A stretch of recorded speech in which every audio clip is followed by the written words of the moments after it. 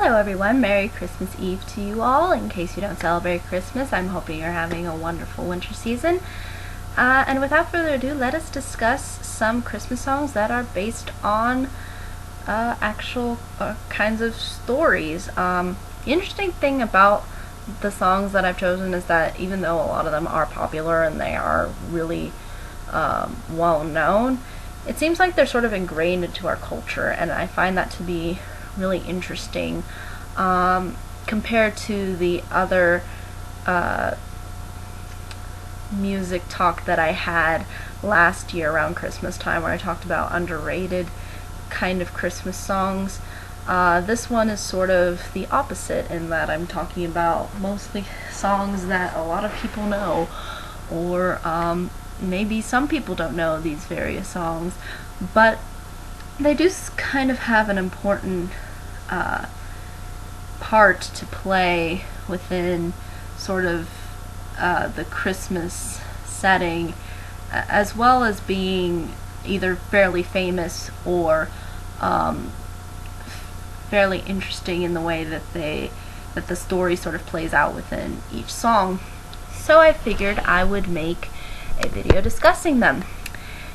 Now, the first song that I wanted to briefly talk about is called Rudolph the Red-Nosed Reindeer. Wow, what a shock. I know, you must be like, oh my gosh, I've heard this song so many times, and either you find it very charming and simplistic, or you find it very annoying and dated and too simple and not all that new or innovative. And I kind of understand that mindset, and I understand also the other side of it being fairly whimsical and charming. But despite what you think of the song was based upon an actual short story written by Robert L. May, and then his brother-in-law named John Marks decided to make it into a song, and this was basically the song that he came up with. And there have been a lot of versions of this song, and although they range from being very outspoken or to being very just straightforward, it seems like the song is really about the moral at the end, which is, again, don't judge a book by its cover. Your differences are what make you unique, and your differences can make a difference, and so on and so forth. This moral seems to be the crux of the story, and what I think a lot of people seem to get behind it, and why it may remain so relevant to our culture, I guess. And again, in case you don't know what this song is about, basically it's about Rudolph, who is a reindeer and who has a red nose, and who gets teased, but ultimately ends up saving Christmas. Pretty straightforward. The interesting thing, though, is I've heard some people say for some reason that that Rudolph the Red-Nosed Reindeer is like a horrible message, and that somehow it's not in tune with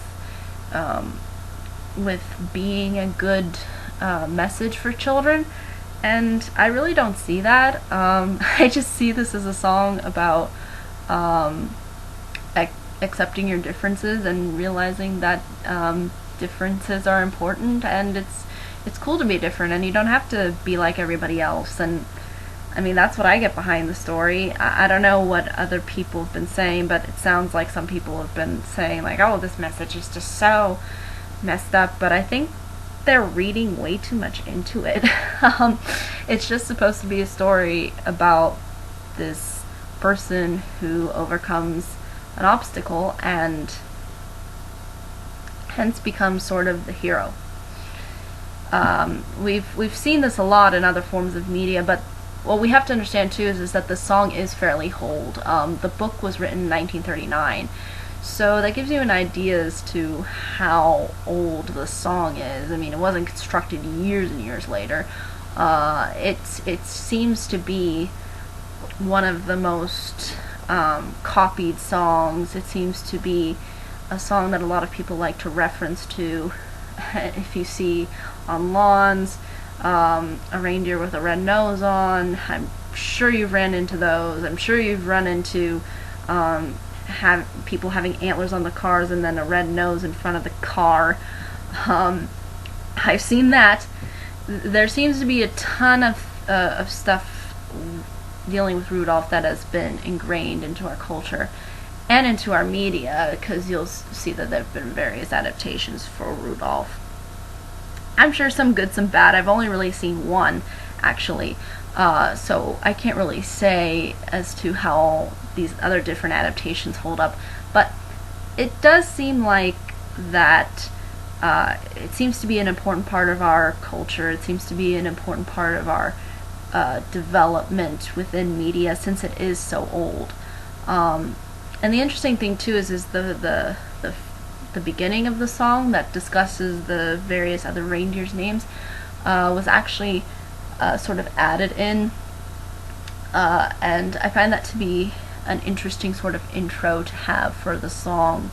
And I kind of like the song when it approaches it from that angle, instead of just going right into Rudolph the Red-Nosed Reindeer, or just having some kind of random intro and not singing the beginning portion.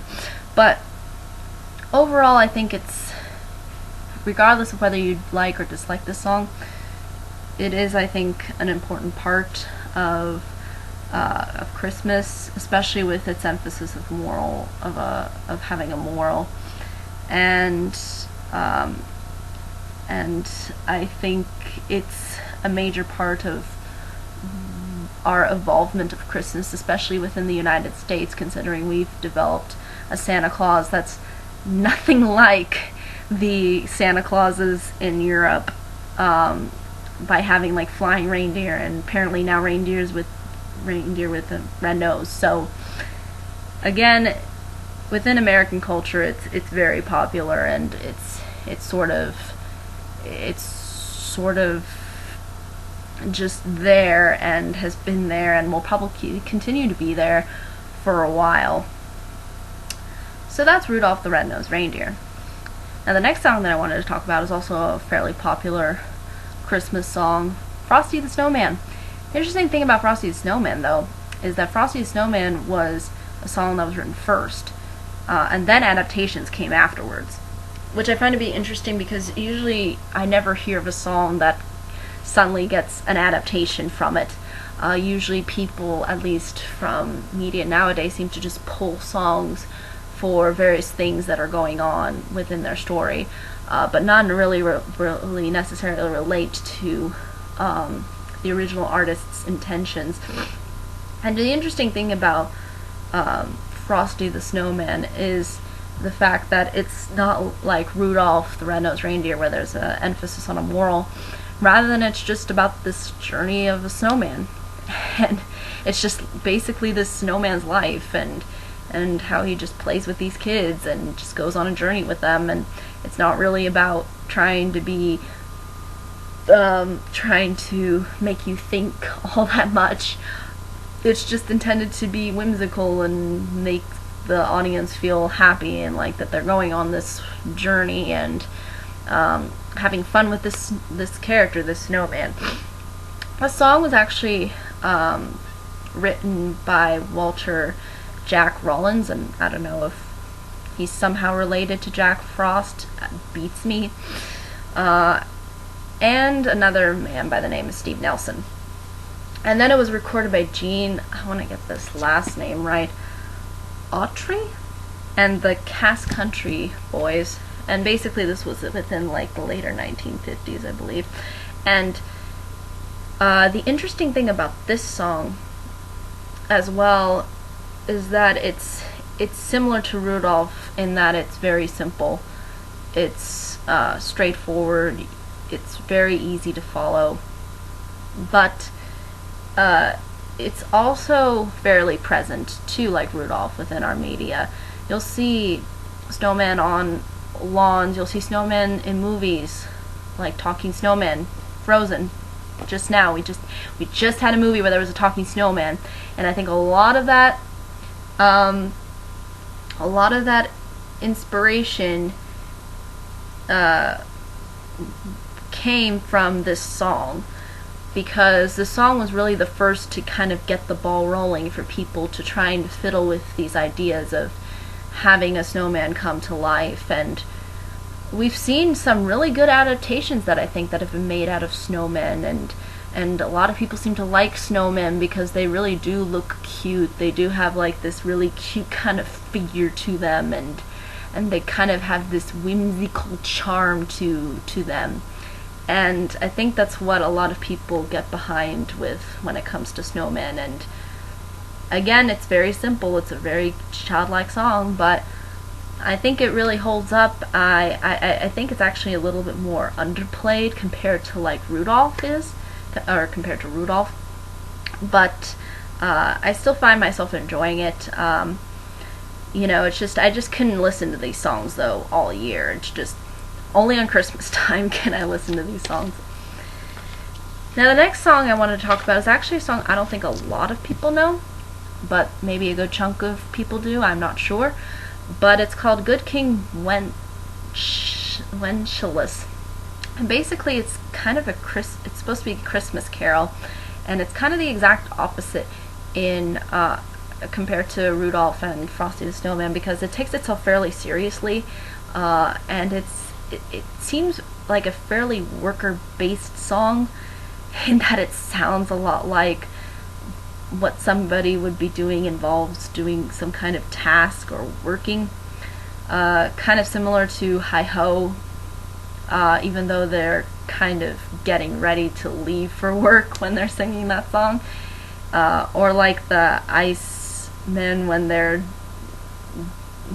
dealing with the packs of ice and frozen. You know, it just has that feel to it, and that it is a worker-based song, even though the task itself is doesn't necessarily deal with work, because the song is just about a king and his page.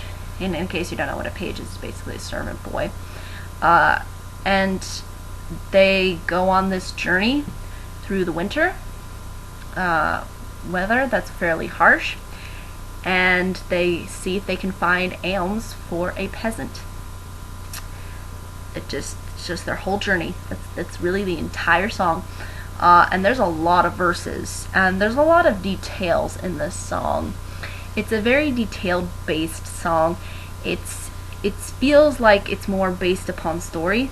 But the interesting thing too is that unlike Frosty the Snowman and Rudolph that are kind of just basic, Good King just kind of combines the two, because you have this kind of basic story of somebody going on a journey, but then you also have sort of this moral at the end, and that's clearly emphasized in Good King Wenceslas when it discusses, like, regardless of your rank within society, you should try to look out for others that are less fortunate than you, and we should try to strive for something better. And that's kind of what captures really the Christmas spirit, and I think that's why a lot of people really get behind this song during Christmas and sort of get behind the story that the king's going through. So yeah, I find myself really enjoying the song, and again, it's really simplistic in its construction, but I think it holds up for being a good Christmas song. And it's also a song that you almost want to sing with a choir. It's not really a song that's for just one person to sing, so that's something that's also kind of interesting. The next song that I wanted to briefly discuss is probably the one that people are going to love the most, and that is You're a Mean One, Mr. Grinch. The interesting thing is the lyrics were actually written by Dr. Seuss, and the composer was Albert Haug, and performed by Thurl Ravenscroft. I want to make sure I got those names right, and I'm not sure if I did or not. I'm horrible with names. But regardless, this song is actually based upon the cartoon. It wasn't going straight for Dr. Seuss's story. It was trying to put itself in for the cartoon. the 1966 version, obviously. And the interesting thing about this song is that, unlike the other songs that I've previously mentioned, sort of deal with the story aspect, and try to emphasize something, this song is just about a character within the story. In particular, the Grinch, obviously. The funny thing about this song is that it sounds nothing like a Christmas song. It sounds very slimy and sly and just very... It just sounds a little disgusting, but in like a very comedic way. And you can kind of see that through the words that Dr. Seuss chooses to use for the song, and how the performer Thurl gives emphasis to certain words, and it's just unlike any other Christmas song I've ever heard of. It's very just disgusting, but it's funny, and it's humorous.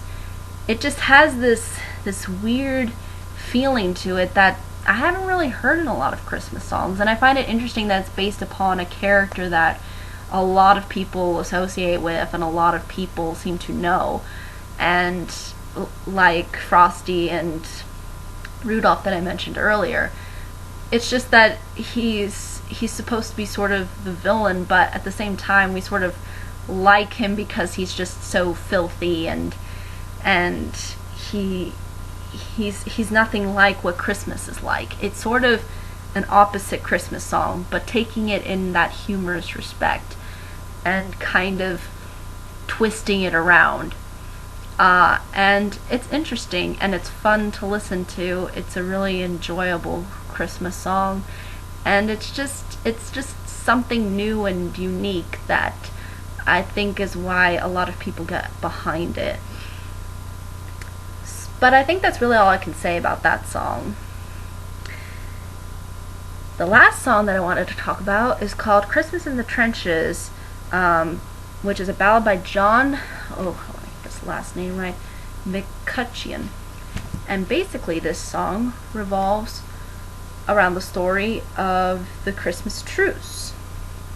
Now, in case you don't know what the Christmas truce is, it was in the winter of 1914 when, during World War I, when the German and English sides decided to celebrate Christmas together and not fight. And that's how they kind of formed this Christmas truce. Like, we wouldn't try to attack you, or we wouldn't try to declare a battle against you. So that was basically what the truce revolved around. And the story, at least from a lyrical perspective, follows this fictional character named Francis Tolliver.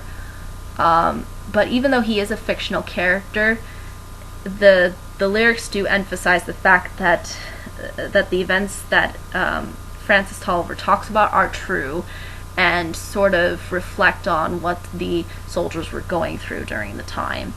So it kind of creates a fictional world, but the events that occur throughout the verses do emphasize sort of like the harsh reality of war. And also the interesting thing about this song is that not only is it based upon these true life events, but the actual people who witnessed those events and were a part of those events actually heard this song on the radio at one point. And John Mccutcheon, the artist, managed to get in contact with these soldiers who were for the German side, who heard his song, and he sort of has a story behind it, and I'll see if I can try to find the version where he talks a little bit before he plays the song. And again, this song is fairly simplistic, like all the other songs that I've mentioned, in that it's not so elaborate, it's not so grand or epic or a spectacle, but it does give you that wholesome feeling and that sense of hope that was so important to these people during this time. And it really does emphasize that aspect of Christmas, and I think it really holds up as a really good song.